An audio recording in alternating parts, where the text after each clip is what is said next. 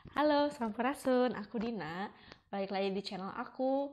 Dan hari ini aku akan bercerita tentang seseorang yang memotivasi hidup aku banget. Dan aku ingin bagi ke kalian, semoga ini juga bisa jadi motivasi buat kalian semua untuk menjadi pribadi yang lebih baik lagi. Yuk kita dengar ceritanya ya. Nah, sekarang aku akan bercerita tentang Helen Keller. Mungkin dari kalian semua udah ada yang pernah denger nih Helen Keller. Buta dan tuli tidak pernah menghentikan Helen Keller untuk terus berkarya dalam hidupnya. Helen Keller menjadi seorang penulis, menjadi seorang aktivis, dan menjadi seorang dosen. Dia selalu dikenang menjadi seseorang yang teladan buat orang-orang disabilitas. Yuk kita mulai dari historinya ya. Helen Keller lahir pada 27 Juni 1880 di Alabama, Amerika Serikat. Ayahnya bernama Arthur Keller. Nah, Arthur Keller ini merupakan keturunan dari Kolonel Alexander Spotswood. Nah, dia ini lahir ya termasuk dari keluarga ningrat lah ya kalau misalkan kita cek. Ayahnya bernama Arthur Keller. Dia merupakan anak dari seorang gubernur wali kota Virginia. Nah, pekerjaan Arthur Keller ini adalah seorang kapten pasukan konfederasi. Sedangkan ibunya Helen Keller ini merupakan keluarga Inggris yang sangat terkemuka. Jadi bisa dibilang keturunan ningrat lah ya kalau si Helen Keller ini. Nah, tapi pada saat perang saudara terjadi di Amerika Serikat, keluarga Helen Keller kehilangan kekayaannya pada saat terjadi perang saudara di Amerika Serikat. Sehingga setelah perang saudara terjadi, mereka menjadi hidupnya sederhana gitu. Nah, Helen ini sebenarnya tumbuh kembangnya termasuk baik ya. Pada usia 6 bulan dia sudah bisa berbicara. Umur setahun dia udah bisa jalan. Nah, hebat kan untuk usia segitu tumbuh kembangnya sih udah oke ya. Soalnya kan kalau zaman sekarang kan anak bisa ngomong ada yang misalkan setahun, ada yang misalkan setahun lebih kayak gitu ya. Ini terbilang oke sih tumbuh kembangnya. Tetapi pada saat Helen Keller ini berusia 19 bulan, dia terkena sebuah penyakit yang menyebabkan dia tuh demamnya tinggi gitu kan. Pada zaman itu tuh mungkin orang bingung gitu, apa ya nama penyakitnya gitu kan. Nah, karena nggak tahu tuh penyakit apa gitu kan, dokter mendiagnosa bahwa itu adalah penyakit demam otak. Dan ternyata ketika setelah beberapa tahun kemudian, ada penelitian yang menyatakan bahwa Helen Keller ini menderita penyakit rubella atau demam scarlet. Ya mungkin zaman dulu teknologi kurang canggih kali ya, jadi nggak bisa ngecek apakah itu penyakit rubella atau penyakit yang lainnya gitu kan. Nah, efek dari penyakitnya yang dia dapat pada saat 19 bulan itu berefek pada pendengaran dia dan dia tidak bisa mendengar gitu. Nah, awal mulanya si mamahnya Helen Keller ini tahu karena biasalah kalau di keluarga mereka kan ada makan bersama gitu kan. Pada saat mereka makan bersama, pencet bel lah kayak sekolah-sekolah gitu kan, pencet bel neng gitu kan. Nah, ini juga gitu kalau pada saat mereka mau makan, pencet bel dulu, neng. Nah, kumpul lah mereka di tempat makan. Nah, pada saat itu kan, mana si Helen Keller ini kok nggak datang-datang gitu kan. Disamperlah sama mamanya kan, terus ke kamarnya gitu kan. Terus mamanya gini ke tangannya si Helen Keller. Si Helen Keller tuh lagi bengong gitu ya, diem bengong gitu kan. Si mamanya gini kan. Nah, tapi kok nggak ada ekspresi gitu. Nah, setelah itu ya dicek lah gitu kan, kenapa ya gitu kan, nih anak kok nggak ada respon, dipanggil nggak denger gitu kan. Nah, lalu setelah mengetahui bahwa anaknya mengalami, mohon maaf, kekurangan gitu ya, tidak bisa melihat dan tidak bisa mendengar. Nah, si mamahnya inilah minta tolong bantuan kepada anaknya, si Koki. Jadi kan di rumah mereka tuh ada Koki kan. Nah, anaknya itu membantu si mamahnya untuk mengurusin si Helen Keller karena ya mamahnya juga pusing ya, pasti banyak kerjaan gitu kan, gak mungkin fokus banget ngurus Helen Keller yang mempunyai keterbatasan gitu kan. Nah, terus maksudnya mereka itu adalah mamahnya dan si anak dari Koki ini, mereka menemukan 16 simbol untuk gimana sih cara berkomunikasi dengan Helen Keller ini. Tapi caranya tuh nggak bener, maksudnya anaknya tuh si Helen Keller itu menjadi kayak liar, suka nendang-nendang marah-marah gitu kan. Ya maksudnya tidak seperti anak sewajarnya gitu bertingkah lakunya. Udah frustasi kan si mamanya ini kan, kenapa nih anak gue ya gitu kan, kenapa anakku kok kayak gini, gimana aku cara ngurusnya. Lalu adalah info-info, tuh si ibu yang ini tuh dia jago banget untuk ngurus anak, melatih anak, untuk yang mempunyai mohon maaf kekurangan, atau mempunyai yang misalkan mohon maaf buta atau tuli, nah bisa dibantu gitu oleh namanya adalah Annie Sullivan. Lalu dipanggil lah si Annie ini kan, Bu tolong Bu bisa ngelatih anak saya gitu kan. Langsung ya oke lah bersedia si Annie ini kan untuk mengajari si Helen Keller. Nah awalnya bertemulah mereka itu pada tanggal 3 Maret 1887.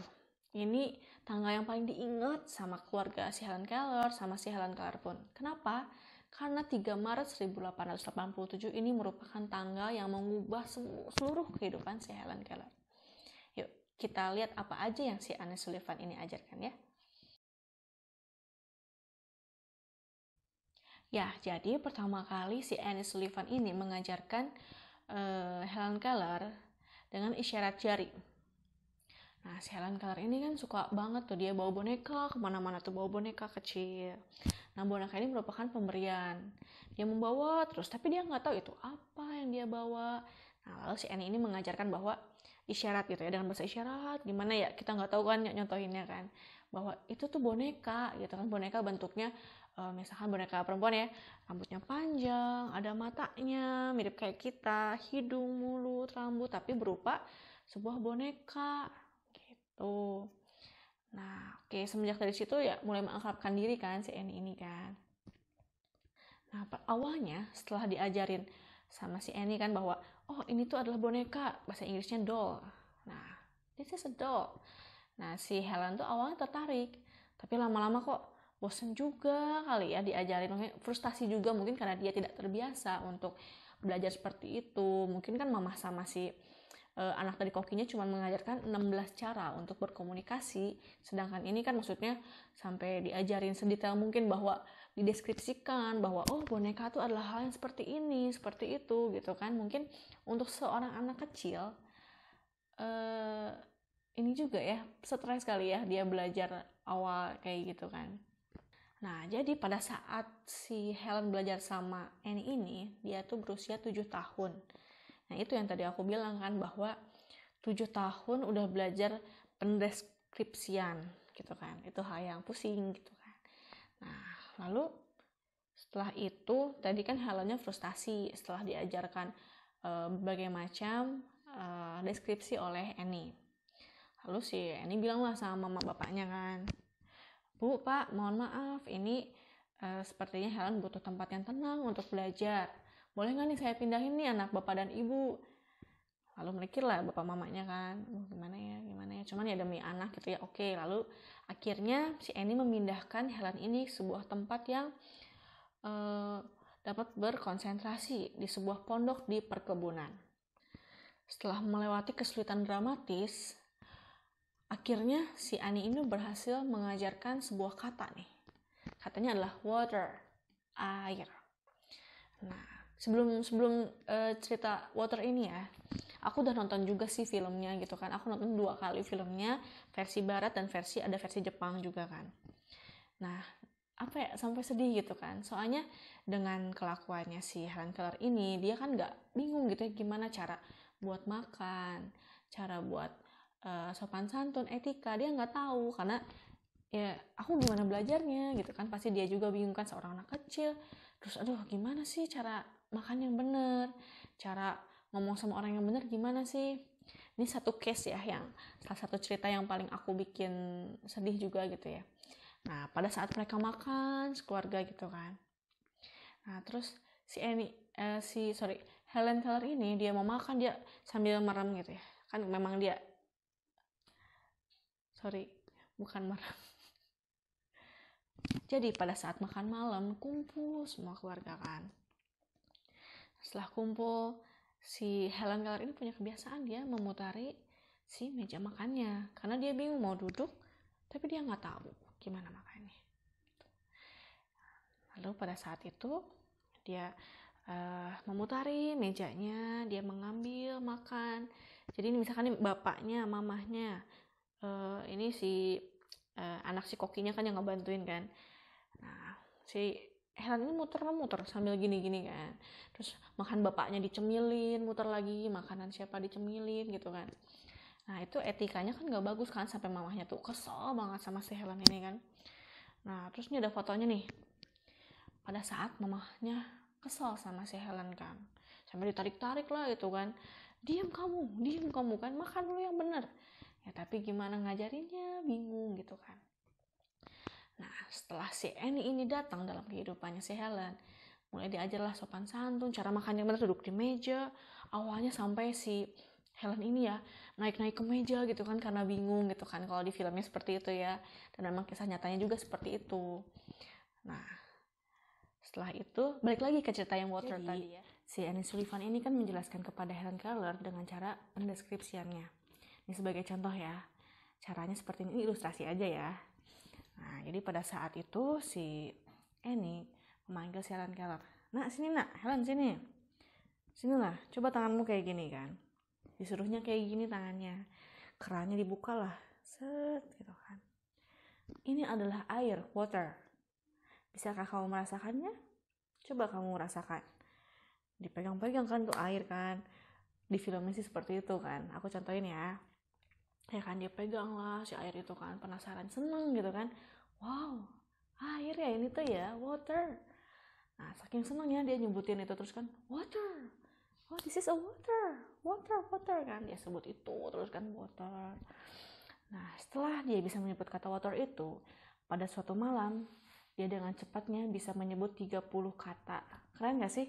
Dari cuman bisa nyebut water, dia bisa nyebut 30 kata dalam satu malam.